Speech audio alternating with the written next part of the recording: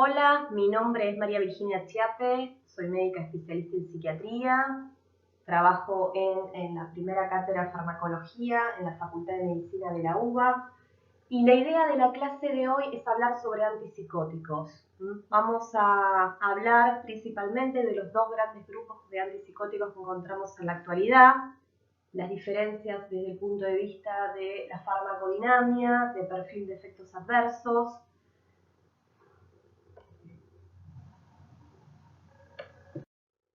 Bien, para comenzar vamos a hablar primero en principal, ¿qué son los antipsicóticos?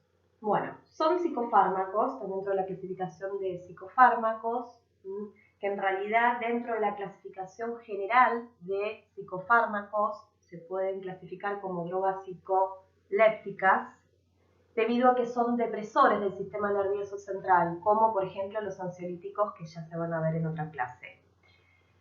La principal función de los antipsicóticos es el abordaje de los síntomas, lo que se dice en psiquiatría positivos, de los cuadros psicóticos, por ejemplo, las alucinaciones y los delirios. Si bien el objetivo de esta clase es una clase de farmacología, no es la idea de hablar de semiología psiquiátrica ni terapéutica en psiquiatría, sí es importante ciertos conceptos como lo que es síntomas positivos o negativos en psiquiatría, para poder entender un poco más la diferencia dentro de los dos grandes grupos antipsicóticos. Entonces, las alucinaciones, que en realidad es cuando uno tiene percepción sin objeto, ejemplo, escucha voces sin que haya voces, o ve cosas sin que haya efectivamente cosas, o los delirios, que son creencias falsas, son los síntomas característicos, por ejemplo, de la esquizofrenia, que es el target principal cuando uno comienza un tratamiento psicofarmacológico en la esquizofrenia. Después van a estar todo el resto de los síntomas que se llaman negativos, que en realidad son los que traen mayor carga de morbimortalidad a largo plazo, que es cuando el paciente presenta falta de motivación, falta de iniciativa para hacer cosas, desgano, falta de conexión con el medio, para llamarlo así a grandes rasgos. Todo esto tiene diferente terminología que uno puede ir viendo en la literatura: abulia, apatía, logia, anedonia, que eso hasta ahora no hay realmente un abordaje, al menos no con los antipsicóticos. Volviendo a estos psicofármacos, en términos generales, pues ya vamos a ver la farmacocinética, ¿sí? Suelen darse por vía oral, después vamos a ver los que se dan por vía parenteral, y tienen una latencia de acción, al menos cuando uno busca el efecto antipsicótico, que es frenar delirios y alucinaciones principalmente, de 2 a 4 semanas. O sea que cuando uno empieza a dar el antipsicótico puede al principio ver efectos secundarios como sedación, somnolencia y otros que ya vamos a ir viendo, pero el efecto antipsicótico per se tiene una latencia que puede ser a veces hasta un mes. Dentro de la clasificación principal y grande encontramos los antipsicóticos típicos, convencionales o neurolépticos, que es lo que yo les explicaba.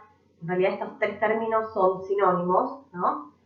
Y por otro lado tenemos los antipsicóticos de segunda generación o atípicos. Los típicos convencionales son neurolépticos, cuya droga patrón, por ejemplo, es el haloperidol. Surgieron en la década del 50, y el haloperidol puntualmente lo descubrió un tal Janssen, y fue una revolución obviamente en lo que es la farmacología. Los de segunda generación atípicos ya en la década del 60 empezaron a surgir un par. Hoy en día, hoy en la actualidad, siguen surgiendo otros para buscar, digamos, un mejor perfil farmacológico, que sean más efectivos, que puedan, siempre la intención es que en algún momento puedan tener un mayor abordaje sobre los síntomas negativos que veníamos explicando y cada vez un mejor perfil de efectos adversos. Todo esto ya lo vamos a ir viendo en las próximas diapositivas.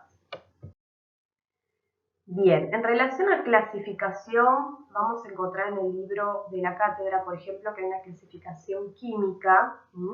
Tal vez es importante saber que hay fenotiacinas, butirofenonas, etc., Pero nosotros nos vamos a abocar más que todo a una clasificación más clínica, que es la que vamos a ver a continuación. Lo que sí es importante, tal vez, tener en cuenta este nombre de drogas, ¿sí? Porque son los más conocidos dentro de los antipsicóticos clásicos: haloperidol, droperidol, clorpromacina, levomepromacina, prometacina, tioridazina, trifluperacina. Bien, en relación a la farmacodinamia de los antipsicóticos clásicos, sabemos que el mecanismo de acción que explica la eficacia clínica, que explica que una droga antipsicótica permita que la persona deje de tener alucinaciones y delirio, es el bloqueo de la dopamina, el bloqueo específicamente del receptor de dopamina tipo o subtipo 2. Por otro lado, los antipsicóticos clásicos tienen bloqueo de otros receptores, que es lo que explica los efectos adversos. Tienen bloqueo de los receptores muscarínicos, bloqueo de los receptores alfa, de los histaminérgicos y algunos también antipsicóticos clásicos como la tioridazina, trifluperacina o pimosida bloquean canales de calcio. Ahora vamos a ver todos estos efectos adversos más en detalle. Bien, entonces, si estamos diciendo que el mecanismo de acción de los antipsicóticos clásicos es el bloqueo de la dopamina, es importante hablar sobre las principales vías de dopamina en el sistema nervioso central. Entonces, nosotros nos encontramos, acá están graficadas, vamos a tratar de ser lo más claro posible. Por ejemplo, el trayecto A, que va de la sustancia nigra a los ganglios de la base del cuerpo estriado específicamente, es la vía nigroestriatal. Esta vía, o sea, esta es una vía de dopamina, o sea que a nivel del destino, en este caso sería el cuerpo estriado, ahí vamos a encontrar muchos receptores de tipo D2. Esta vía está relacionada más que todo con el control de la función motora y movimiento. Entonces, después vamos a ver que como el bloqueo de receptor D2 no es localizado solamente en un sector, sino en varios, esto va a explicar que cuando una persona está bajo tratamiento antipsicóticos clásicos, se van a ver efectos adversos de tipo motores. Ya lo vamos a ver. La otra vía importante es la vía mesolímbica. La vía mesolímbica, que es la que está detallada como un circuito, una línea azul B, es la que va del área tegmental ventral, del tallo cerebral, al núcleo accumbens, al sistema límbico. Esta vía está relacionada más que todo, además del placer, de la motivación, con los síntomas positivos. En pacientes, por ejemplo, que tienen esquizofrenia, se ve que hay una hiperactividad de esta vía, hay mucha dopamina, por eso tienen delirios y alucinaciones, por ejemplo. Después está la vía, que ahí está graficada como la C, del área tegmental ventral a la corteza prefrontal, dorsolateral y ventromedial, que es la vía mesocortical. Esta vía se sabe ya hoy en día que está más relacionada con todos los síntomas cognitivos y afectivos de la esquizofrenia, que es lo que un poco veníamos mencionando como síntomas más negativos. O sea, podríamos decir que normalmente acá hay una hipofunción de dopamina en esta vía, en un paciente con esquizofrenia. Y la otra vía principal, ¿sí?, de dopamina en el sistema nervioso central es la que va, es la graficada con una línea D, es la que va del hipotálamo a la hipófisis, que es la vía túbero-infundibular, que es la que regula la secreción de prolactina. Entonces, resumiendo, las cuatro principales vías de dopamina del sistema nervioso central son la vía nigroestriatal, que es la A, la vía mesolímbica, la B, la vía mesocortical, la C y la vía túbero-infundibular, la D. Los antipsicóticos clásicos, al bloquear los receptores de tipo D2, van a actuar en las cuatro vías. Y ahora vamos a ver los efectos. Bien, bueno, acá están escritas las vías que acabamos de mencionar, con el efecto terapéutico y el efecto adverso que implica el bloqueo de estas cuatro principales vías. Bueno, el bloqueo de la vía nigroestriatal está relacionado con todos síntomas motores extrapiramidales, que ahora los vamos a ver más en detalle. Sí, el bloqueo de la vía de dopamina, o el bloqueo, mejor dicho, de los receptores dopaminérgicos en la vía mesolímbica, está relacionado con el efecto terapéutico antipsicótico. El hecho de bloquear los receptores D2 en la vía mesolímbica a nivel de núcleo accumbens y el sistema límbico es lo que permite que el paciente deje de escuchar, por ejemplo, voces o deje de tener delirios.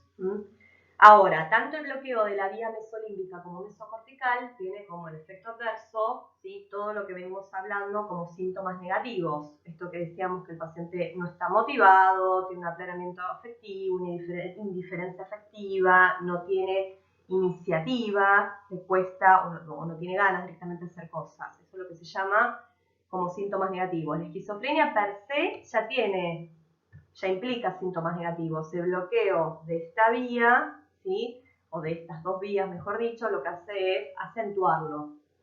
Y después el bloqueo de la dopamina a nivel de la vía tuberoinfundibular lo que genera es un aumento de prolactina, que vamos a ver después cómo se traduce esto.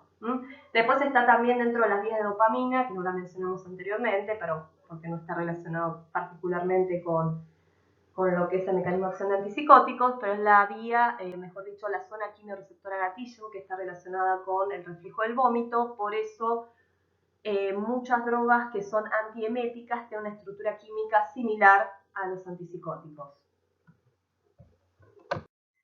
Bien, entonces, cuando nosotros hablamos de efectos adversos por antipsicóticos clásicos, lo primero que tenemos que pensar es bloqueo de las vías de dopamina en general, además de la vía mesolímbica, que es la que a mí me interesa, porque es la que va a explicar el efecto terapéutico. Entonces, bloqueo de las otras vías. Acá vemos gráficamente, ¿sí?, el bloqueo de dos vías, por ejemplo, la vía mesocortical en la parte superior y la vía nigroestratal. Entonces tenemos una terminal de una neurona donde está liberando dopamina.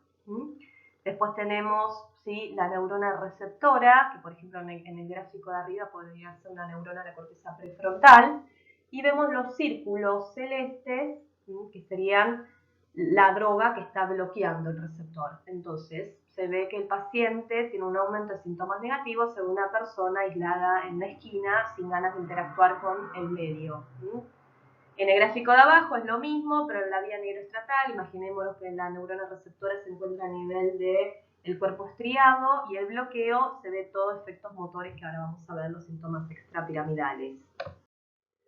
Lo mismo sería por el bloqueo de la vía tuberoinfundibular, el aumento de prolactina, ¿no? Ahora, también cuando hablamos de efectos adversos de antipsicóticos clásicos, hay que recordar que como son drogas que bloquean otros receptores, no solamente los de dopamina, vamos a ver otros efectos adversos que también son importantes en la clínica.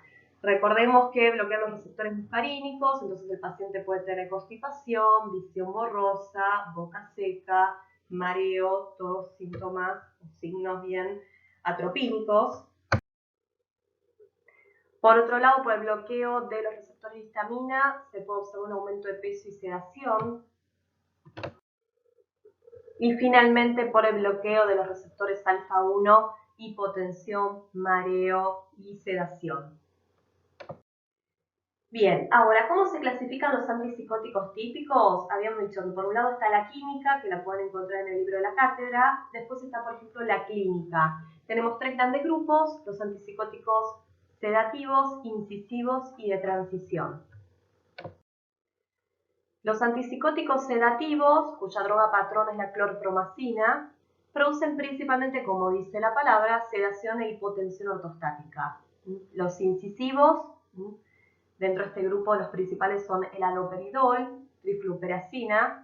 Lo que se ve es que el efecto antipsicótico, ¿sí?, no se ve tan marcado o tan enmascarado por la sedación, pero sí como efectos adversos principales tenemos todos los extrapiramidales y el aumento de prolactina. Y después tenemos los de transición, que se encuentran entre estos dos grandes grupos, cuya droga patrón es la tioridazina, donde vamos a encontrar que tiene como efectos adversos característicos o principales todos los atropínicos. Bueno, acá en este cuadro lo que podemos ver, ¿sí?, es, por un lado, todas estas drogas que estamos diciendo. Los de la derecha, haloperidol y trifluperacina, que son los incisivos, son los que también se llaman antipsicóticos de alta potencia. ¿Esto por qué es? Porque tienen alta afinidad por el receptor de dopamina en la vía mesolímbica, entonces en realidad uno necesita poca dosis para tener el efecto farmacológico. Después la clorpromacina y tioridazina, ¿sí?, en realidad están también, además de ser sedativos y de transición, como dijimos, ¿sí?, son drogas antipsicóticos menos potentes, ¿sí? Las diferentes estrellitas que observamos, ¿sí?, están relacionadas con la afinidad de cada una de estas drogas por los receptores de dopamina, muscarínicos, alfa o H1, como se observa ahí en el gráfico, y esto tiene una relación directa obviamente con los efectos después adversos.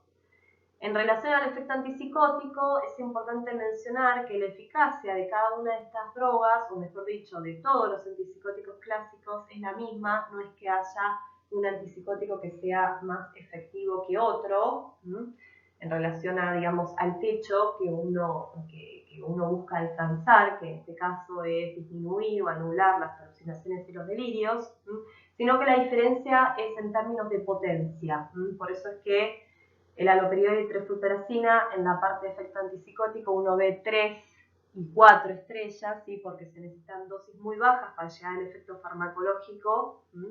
En cambio, la clorpromacina, por ejemplo, solo hay una estrellita. Se necesitarían dosis muy altas para lograr el efecto antipsicótico. Por eso, en general, los antipsicóticos, por ejemplo, sedativos, como la clorpromacina, se terminaron utilizando para otros fines, para sedar al paciente, tranquilizarlo en el contexto, por ejemplo, de una excitación psicomotriz, y no tanto para lograr frenar alucinaciones y delirios, porque uno necesitaría como dosis muy altas. Bien, entonces, retomando o siguiendo, mejor dicho, en relación a los efectos adversos de los antipsicóticos clásicos, tenemos el síndrome neuroléptico, que ahora vamos a hablar un poquito más en detalle, pero es todo esto que venimos mencionando, las características del paciente que está bajo efecto de antipsicóticos clásicos, que tiene falta de iniciativa, indiferencia afectiva, falta de motivación, motrizmente también hay un enlentecimiento, digamos, para comenzar una acción, para comenzar y para continuar la acción. Por eso es que justamente los antipsicóticos clásicos, ¿sí?, también se llaman neurolépticos, porque originariamente cuando salieron, uno lo que buscaba es que el paciente esté neuroleptizado para pensar que recién está haciendo el efecto farmacológico deseado. Obviamente hoy en día lo que se busca es que disminuyan los síntomas positivos, pero que el paciente no esté tan inhibido. Bien. Después tenemos todos los síntomas motores extrapiramidales que estaban relacionados por el bloqueo de la vía nigroestriatal, que se ve más que todo con los antipsicóticos de mayor potencia, donde lo importante es mencionar acá, tenemos distonías. Las distonías son contracturas musculares. El tema de las distonías, que puede ser, por ejemplo, de músculos del cuello, y por supuesto ser muy incómodo para el paciente, porque produce, por ejemplo, una tortícolis, pero también recordemos que tenemos músculo esquelético, por ejemplo, en la vía respiratoria, entonces una contractura a nivel, por ejemplo, de músculos de la laringe puede ser un cuadro directamente de urgencia médica. Después tenemos las disquinesias, que son movimientos anormales. Las disquinesias generalmente se dan más que todo a nivel facial, bucal, ¿sí?, o más que todo extremidades superiores. Después, como tenemos las agudas, también tenemos las tardías, que es el gran problema de los antipsicóticos clásicos, que muchas veces con el tiempo, después de muchos años de tratamiento, el paciente presenta disquinesias tardías, ¿sí?, o sea, movimientos anormales que son difíciles de abordar desde el punto de vista de tratamiento farmacológico. Además de las distonías y disquinesias, tenemos el parkinsonismo, cuya triada clásica es la bradiquinesia, o sea, un enlentecimiento del motor, enlentecimiento del movimiento, rigidez muscular y temblor. Todo esto, por supuesto, afecta la calidad de vida del paciente. Y después nos encontramos con acaticia, ¿sí?, que es se describe porque hay una acaticia subjetiva y otra objetiva. Se define como la incapacidad para quedarse quieto. La objetiva, uno ve que el paciente no puede parar de moverse, generalmente a nivel distal, los pies, y la subjetiva es que el paciente mismo dice que tiene una inquietud y una necesidad de moverse. Cualquiera de estos grandes trastornos, o mejor dicho, sí, efectos adversos extrapiramidales, tiene un abordaje farmacológico, o sea que si el paciente lo presenta, uno primero puede intentar disminuir la dosis del antipsicótico, después si no hacer un tratamiento, que eso seguramente lo van a ver en el práctico, generalmente con anticolinérgicos, con drogas anticolinérgicas, sino obviamente se puede rotar de antipsicótico. Bien, bueno, acá está lo que decíamos, el síndrome neuroléptico, una tríada característica: indiferencia afectiva, tranquilidad emocional y el enlentecimiento motor. Bien, es importante mencionar que una cosa es el síndrome neuroléptico característico de todo este grupo de fármacos y otra cosa es el síndrome neuroléptico maligno, porque esto ya es un cuadro grave de alta mortalidad donde requiere, ¿sí?, que sea detectado precozmente para suspender el antipsicótico. La incidencia por suerte es baja, ¿sí?, como estamos viendo, ¿sí?, en general es menos del 1%, pero la letalidad es alta. ¿Sí? Hay ciertos factores de riesgo que predisponen más, pero se puede dar en realidad en cualquier paciente. ¿Sí? Por eso, si un paciente nunca recibió un antipsicótico previamente, es importante, ¿sí?, tener un seguimiento más cercano, ¿sí?, y detectar o estar atento a cualquiera de los signos, ¿sí?, que en realidad los que siempre están, ¿sí?, son dos. El tema de la hipertermia, o sea, un paciente que tiene temperatura alta, mayor a 38 grados, y que acaba de recibir por primera vez un antipsicótico, ¿sí?, o dentro estamos dentro de los primeros meses, ¿no?, o recibió un aumento de dosis o algún cambio, es importante, antes de pensar que, por ejemplo, puede ser un proceso infeccioso, que también lo puede ser, es importante descartar este cuadro. Y lo otro característico, además de la hipertermia, es la rigidez muscular extrema, ¿no? Como veníamos diciendo, el síndrome neuroléptico, que tal vez puede ser que esté un poco más rígido o más inhibido desde el punto de vista motor, sino esto es una rigidez extrema. Además, se da también alteración de varias variables fisiológicas, ¿sí? Puede ser que el paciente tenga taquicardia, puede ser que tenga aumento de la presión arterial, arritmias, sudoración extrema, bueno, en casos ya más graves, síndrome confuncional, convulsiones o coma. Lo importante es detectarlo y suspender abruptamente, ¿sí? El antipsicótico seguramente va a requerir un abordaje que obviamente que el paciente esté internado y a veces ya es un abordaje especial este cuadro.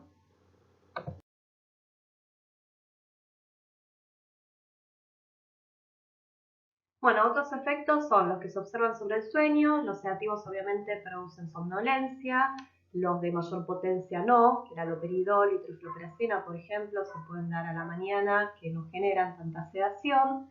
Y después es el efecto sobre el umbral para las convulsiones. En general, ninguno de estos fármacos son proconvulsivantes, salvo que haya un factor predisponente. Pero en el caso que existiese un factor predisponente, conviene utilizar los de mayor potencia, o sea, los incisivos, que tienen menos riesgo de producir convulsiones. Bien, a nivel cardiovascular, las dos cosas más importantes para recordar es la hipotensión ortostática por el tema del bloqueo alfa 1, entonces hay que tener en cuenta eso, más que todo en personas mayores o que ya toman otros fármacos para el corazón o que tienen otras enfermedades concomitantes.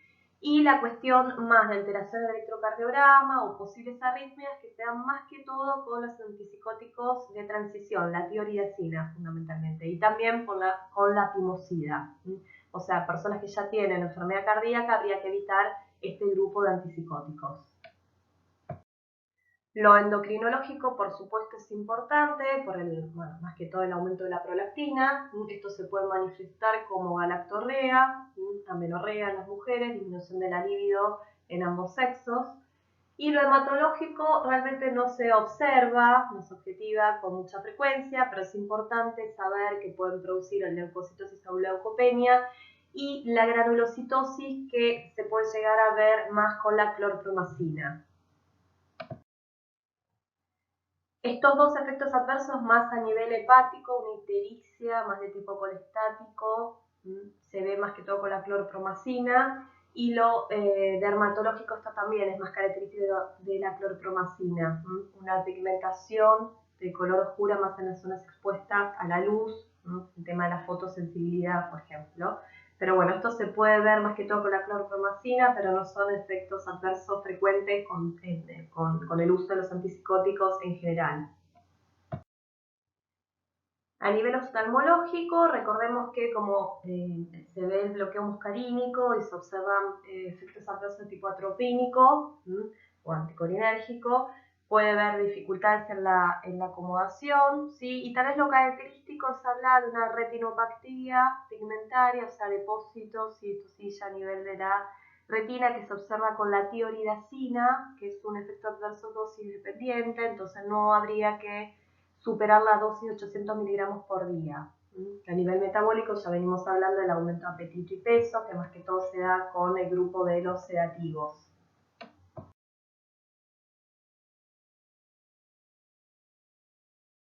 Bien, en relación a la farmacocinética, en el libro de la cátedra van a ver seguramente la farmacocinética de un antipsicótico por vez. Acá lo importante tal vez es ver las generalidades de los antipsicóticos como grupo. Bueno, la mayoría se puede dar vía oral, y generalmente un tratamiento con antipsicóticos sí es por vía oral, pero bueno, recordemos que en psiquiatría y en relación a los antipsicóticos se dan muchas veces pacientes que están con cuadro de excitación psicomotriz o que no tienen conciencia de enfermedad y que se tienen que medicar contra la voluntad. Y en esos casos, lamentablemente, o que la vía oral, bueno, no está disponible o porque no quieren tomar la medicación, entonces en ese caso sí es importante la vía parenteral. En general, entonces estamos diciendo, se pueden tomar vía oral, ¿sí? La vía intramuscular aumenta la biodisponibilidad, por supuesto, ¿sí? Ya el efecto aparece rápidamente, como se puede observar acá en la filmina. La vía intravenosa en realidad no está aprobada para ningún antipsicótico salvo el droperidol, ¿sí? Que en realidad no se usa tanto en psiquiatría, sino se usa más en anestesia, para la neuroleptonalgesia. Todos este grupo de fármacos, obviamente, como su acción y su target están a nivel del sistema nervioso central y tienen que cruzar la barrera hematoencefálica, son drogas muy liposolubles, tienen alta biodisponibilidad, alta unión a proteínas, se metabolizan en el hígado por el citocromo 450 y suelen tener vida media larga, estamos hablando ¿sí? Más de un día, la mayoría. Bien, cuando hablamos de psicofármacos es importante tener en cuenta la sobreingesta intencional o accidental, por eso es importante ver qué pasa en cuadro de intoxicación aguda, al menos, bueno, obviamente si solo de antipsicóticos y no mezclado con otras sustancias. El riesgo es bastante bajo por el alto índice terapéutico de estos fármacos. Y en relación a la tolerancia y dependencia, que también es importante ¿sí? En este grupo de pacientes, porque son tratamientos a largo plazo y porque a veces se da la dependencia física o psicológica, no suelen producir dependencia, a diferencia de otro grupo de psicofármacos, que ya vamos a ver, y a veces, ¿sí? lo que es interesante para explicar a los pacientes, que el efecto sedante, hipotensivo, anticolinérgico, que a veces bueno, suele molestar, suele aparecer tolerancia después del primer tiempo de tratamiento. En relación a las interacciones, lo más importante tal vez es mencionar las interacciones farmacodinámicas que se pueden observar, por ejemplo, por el bloqueo dopaminérgico con ciertas drogas como L-Dopa y con otras drogas agonistas dopaminérgicas. Y recordar que como son depresores del sistema nervioso central, se pueden potenciar con otros depresores, como también se pueden potenciar con otros bloqueantes muscarínicos, como antidepresivos tricíclicos, bloqueantes histaminérgicos, etc. Bien, bueno, ahora vamos a pasar a los antipsicóticos atípicos. Si son antipsicóticos, también la función va a ser el tratamiento de los síntomas positivos, o sea que van a tener que tener un bloqueo dopaminérgico, seguro, pero vamos a ver que dentro de este grupo, que de todas maneras es muy heterogéneo, hay ciertas diferencias desde el punto de vista farmacodinámico que explican también el perfil de efectos adversos distintos en relación a los antipsicóticos típicos.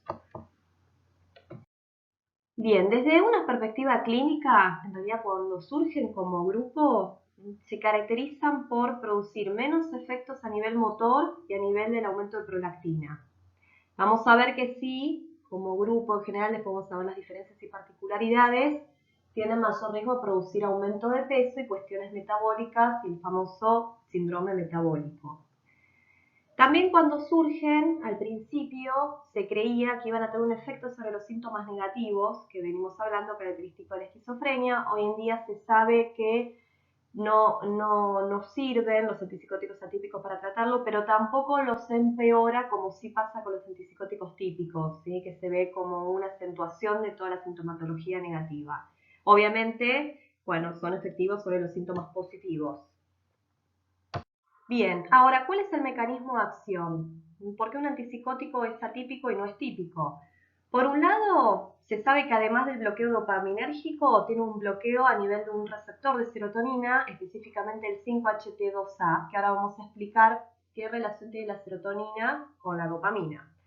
Otra de las hipótesis del mecanismo de acción y que explica por qué un antipsicótico no actúa como clásico o convencional es que tiene una rápida disociación de los receptores de dopamina en las vías de dopamina que vimos al comienzo de la clase. Entonces, uno pensaría que si el antipsicótico rápidamente se disocia del receptor, por ejemplo en la vía mesocortical o tubo infundibular o nigroestriatal, ¿sí?, no generaría tantos efectos adversos motores y endocrinológicos como los típicos. Por otro lado, es el agonismo parcial del receptor de dopamina, que ya vamos a ver qué antipsicótico de los atípicos tiene esta característica. Y otra de las hipótesis y mecanismos de acción que explica que un antipsicótico actúe como atípico es la selectividad límbica. Es que solamente bloqueen a nivel de la vía mesolímbica. Bueno, acá es un resumen de lo visto en la clase hasta ahora, la diferencia en lo que es mecanismo de acción y farmacodinámica de un antipsicótico típico y atípico, y la diferencia en el perfil de efectos adversos. Obviamente los típicos, sobre todo lo que es el aumento de prolactina, bloqueo muscarínico y colinérgico y todo lo motor, y lo atípico sobre más que todo el tema de aumento de peso y síndrome metabólico. Bien. Entonces, en relación a los antipsicóticos que producen un bloqueo del receptor 5-HT2A-D2, son todos estos, ¿sí? Estos son los principales antipsicóticos atípicos que existen en la actualidad. Clozapina es la droga patrón, risperidona, paliperidona, olanzapina, quetiapina, ciprasidona, acenapina, lurasidona, cariprazina está recientemente ingresada y recientemente se está comercializando en el país.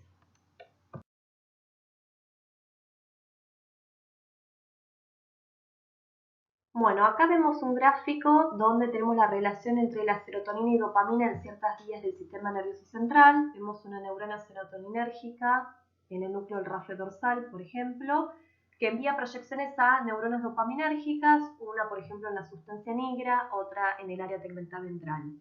Vemos que cuando la neurona serotoninérgica actúa vía el receptor 5-HT2A, lo que hace es inhibir la liberación de dopamina. Por eso el bloqueo de este receptor lo que hace es estimular la liberación de dopamina. Esto es lo que explicaría por qué, ¿sí?, un fármaco que es bloqueante 5-HT2A en la vía, por ejemplo, nigroestriatal o en la vía mesocortical, ¿sí?, uno, bajo efecto de estos fármacos, ¿sí?, ve que no hay una disminución abrupta de dopamina en estas vías, entonces por eso no se ve todos los efectos motores o no se ve la exacerbación de los síntomas negativos. De todas maneras, como también estas drogas siguen bloqueando el receptor D2, al menos en la vía que a mí me interesa, en la vía mesolímbica, siguen siendo antipsicóticos.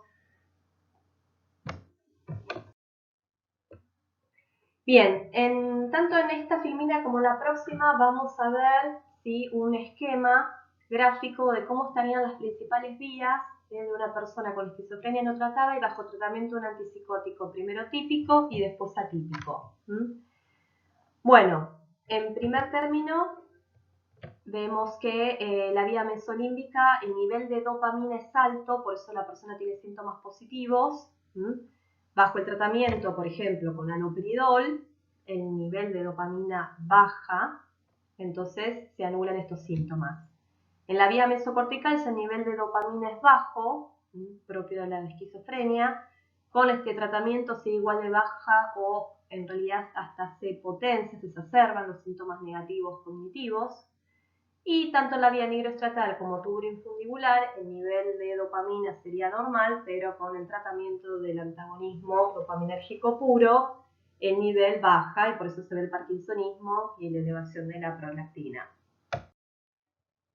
Bien, lo mismo un paciente con esquizofrenia, la primera parte es igual, y ahora bajo tratamiento de un antipsicótico atípico, vemos que justamente como es antipsicótico, el nivel de dopamina a nivel de la vía mesolímbica baja, gracias al antagonismo a nivel del receptor dopaminérgico, y después, bueno, la vía mesocortical, esto sería lo ideal, que el nivel de dopamina aumente.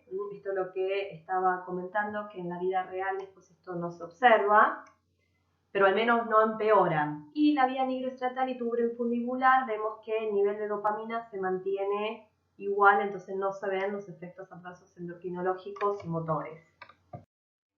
Bueno, acá tenemos a la droga patrón de los antipsicóticos atípicos. A partir de ahora lo que vamos a hablar, ¿sí? Como venía diciendo antes, que era un grupo bastante heterogéneo, sobre las particularidades de cada uno de estos antipsicóticos, lo más relevante.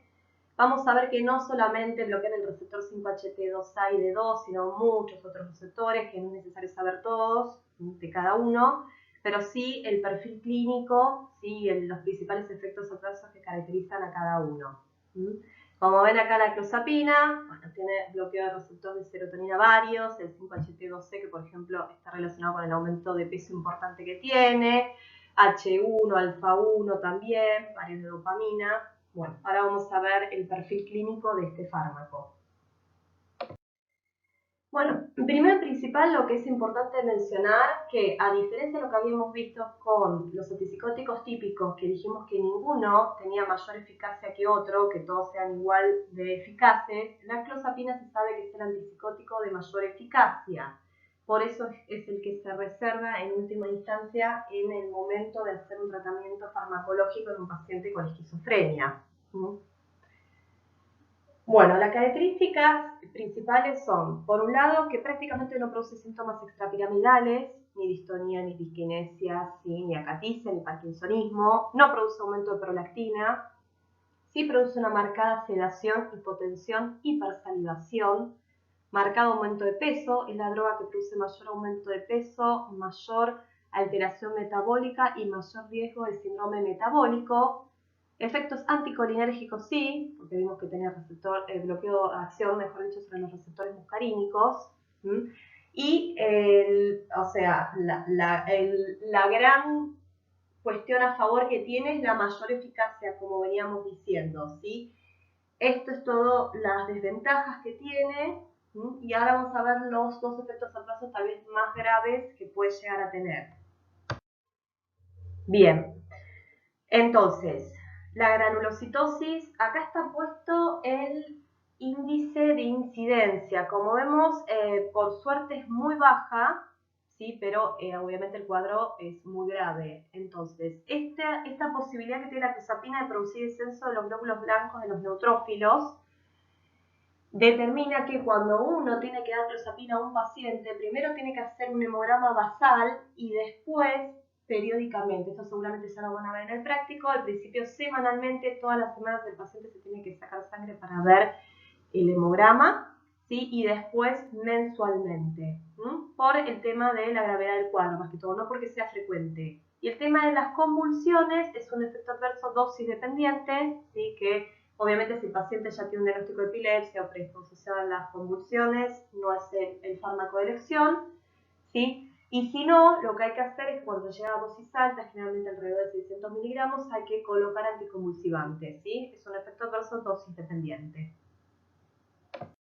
En relación a la olanzapina, ¿qué particularidades podemos mencionar? Bueno, no se observa en general aumento de prolactina ni síntomas extrapiramidales. Sí, tiene un perfil de efectos anticolinérgicos, sedación y aumento de peso, en ese sentido es bastante parecido a la clozapina, es el segundo antipsicótico en orden dentro de los atípicos de mayor riesgo de producir síndrome metabólico. Puede producir aumento de enzimas hepáticas. Bien, la quetiapina es bastante parecido a los otros dos antipsicóticos que dijimos, en el sentido de que es una droga sedativa y que produce síndrome metabólico. Tal vez tiene un perfil diferente, que es lo que se hace que también tenga otros usos, por ejemplo, no solo se usa en la esquizofrenia, sino también en el trastorno bipolar como estabilizador del ánimo. Es que tiene un metabolito activo, se llama la norquetiapina, que tiene acciones antidepresivas, porque inhibe el NET, por un lado, que ya lo van a ver en la clase de antidepresivos.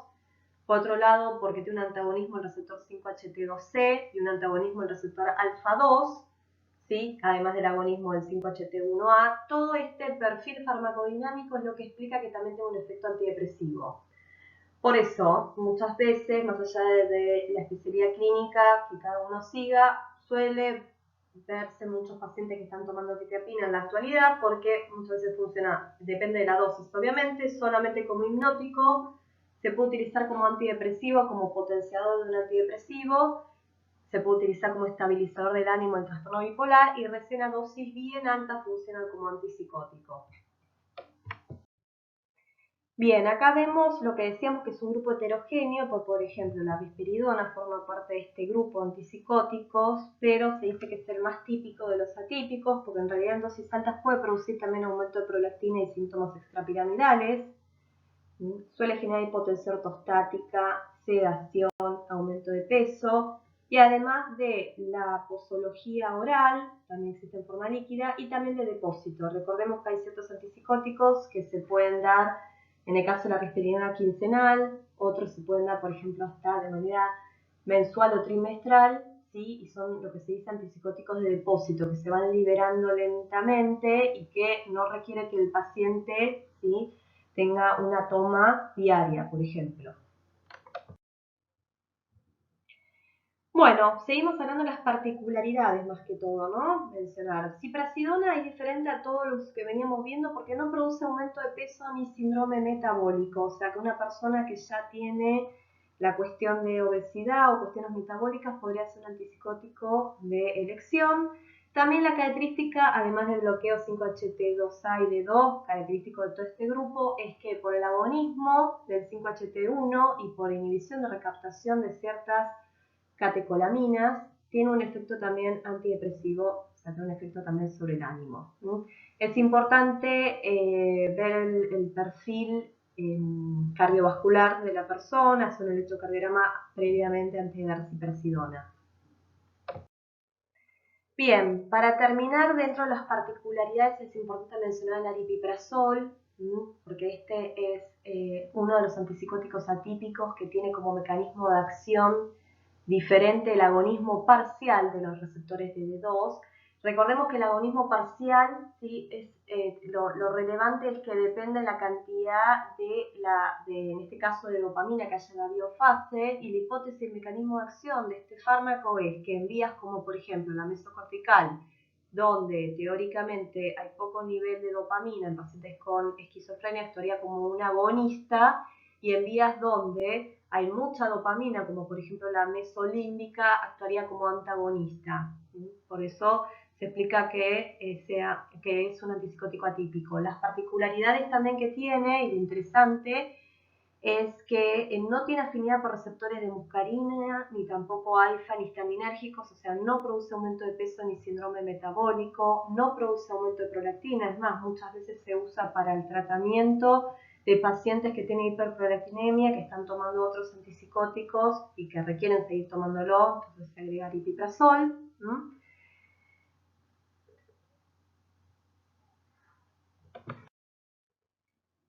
Bueno, como les mencioné, también hay otros antipsicóticos atípicos, ¿sí?, que ya tal vez excede la presentación, que mismo en el libro de la cátedra no están hoy en día.